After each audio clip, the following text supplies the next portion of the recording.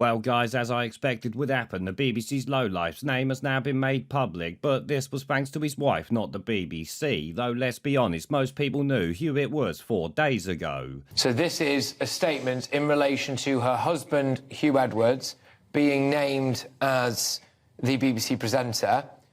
Reportedly, she says that her husband, Huw Edwards, was suffering from serious mental health issues and is now receiving inpatient hospital care where he will stay for the foreseeable future and has asked for privacy for her family. This is according to reports about this statement at the moment.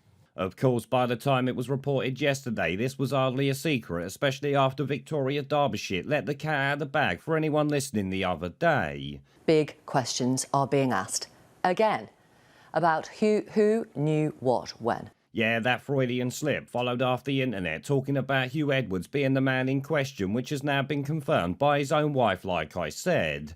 That there's pretty demented considering the fact he's clearly been unfaithful to her, yet she seems to be running damage control for him. She did this with the now common mental health excuse that I'm sure shocks everyone. I am shocked. Shocked! Well, not that shocked. Yeah, apparently his mental health made him solicit sexual services from various people, and at the same time is the excuse being used to deflect from it.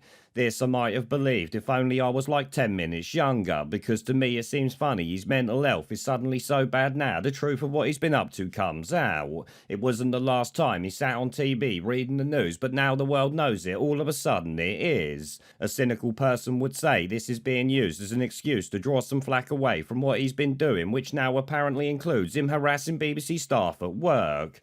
Oh yeah, claims now say he's been trying to imitate Schofield with the hired help, though there's no suggestion he groomed anyone like Schofield or anything like that.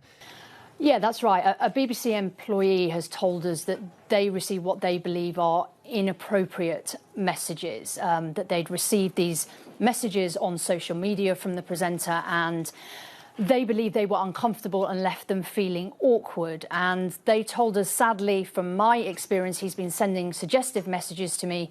They were inappropriate. There is a power dynamic that makes them inappropriate. We have seen those messages which refer to the BBC staff members' appearance, and they do appear to be flirtatious. And they were sent this year. Just to add to that, Lucy, Newsnight has spoken to 2 other people, one who currently works at the BBC, one a former BBC employee. I spoke to one of them. This person told me they'd never met the newsreader, and this person said they received late-night messages on social media, including kisses from Huw Edwards, which they said they believed was an abuse of power. And our colleague Luke Jones spoke to someone who still works here, who told us how the presenter had sent a private message on social media commenting on their physical appearance, which gave them a cold shudder. Actually, speaking of all that, I said it's possible the person he got to send the pictures might have been under 18, so obviously illegal. This, it seems, is not the case, so thankfully the guy is not a nonce at least. A sexual deviant most likely, a nonce as it stands apparently not, so let's get that right. Now, had it not been for his lockdown-breaking sexual meetups, this story would have been a lot less damaging, but now regardless of what they say, this scumbag's literally banged to rights.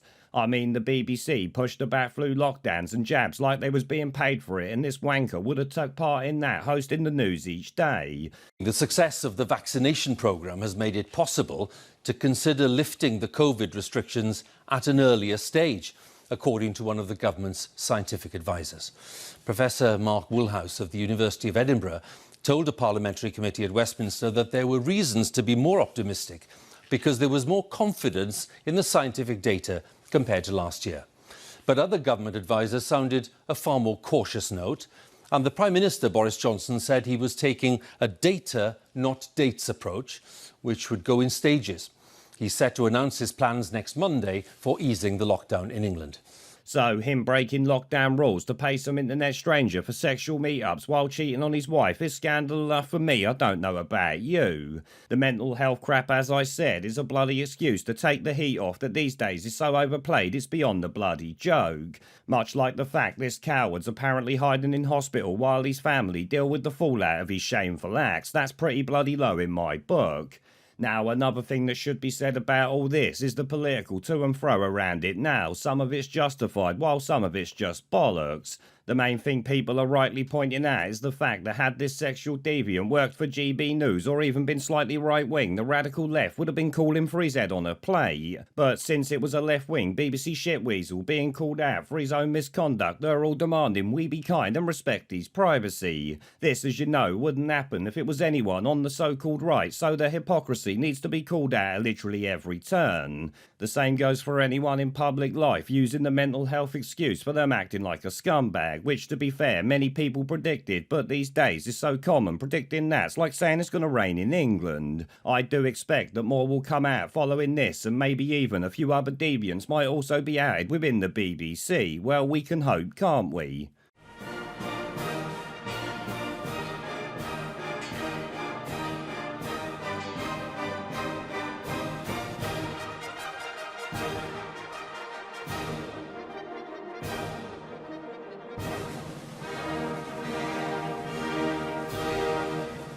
Pandemic. We're all